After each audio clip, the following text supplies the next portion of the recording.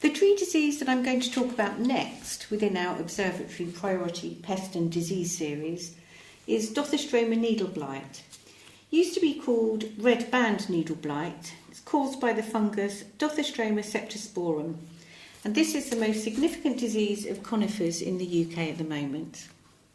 It weakens trees by causing year-on-year defoliation, reducing timber yields, and eventually it can kill the tree. It has been in the UK now since the 50s and is present in England, Scotland and Wales.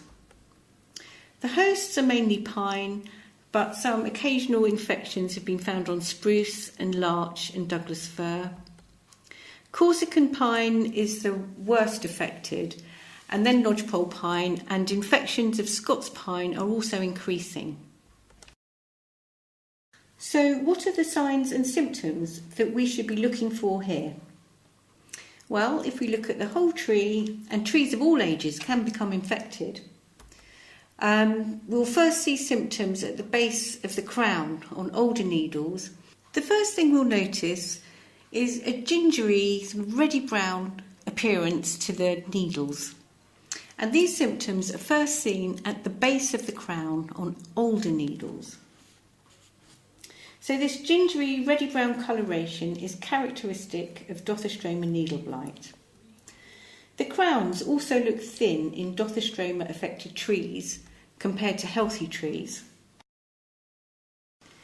Infected needles initially develop yellow or tan spots and bands which soon turn a reddish colour. You can see these in the top right hand picture. As the disease progresses, the ends of the needles turn a reddish brown, while the base of the needles remain green, and this is quite clearly shown in the left-hand side picture. So within these red bands are the small black fruiting bodies which contain the spores.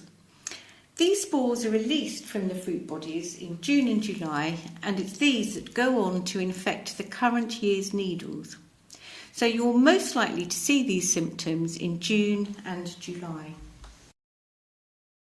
After this point, the symptomatic needles are shed, and the branches then can have a typical lion's tail appearance, with only a tuft of the recently infected current year's needles remaining at the branch ends.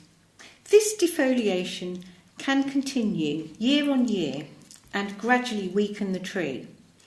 This significantly reduces the timber yields and can cause mortality. Pines can be infected by a number of other diseases which also cause needle symptoms. For example, Bronchostia pinea and Ramichloridium pinei.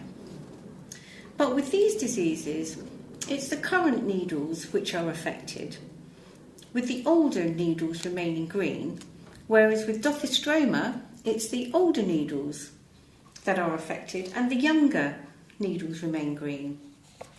Also, with the Ramichloridium pinei, the disease looks different from Dothistroma because the current shoots go more uniformly yellow in colour rather than the red-brown of Dothistroma. Okay, so two more needle shoot diseases that affect pine. This one is called Lophodermium. With this disease, the coloration is similar to Dothistroma, but the timing is different. So with Lophodermium, the whole needle is a red-brown colour and dead by the early summer, whereas with Dothistroma, the needles would be showing the bands only at this time.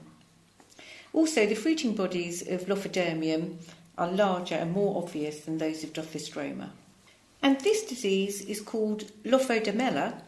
Again, it occurs on pine needles. With the Lophodermella, the disease development is faster and the fruiting bodies occur in lines, unlike those of Dothistroma, which occur within the bands but usually randomly over the needle.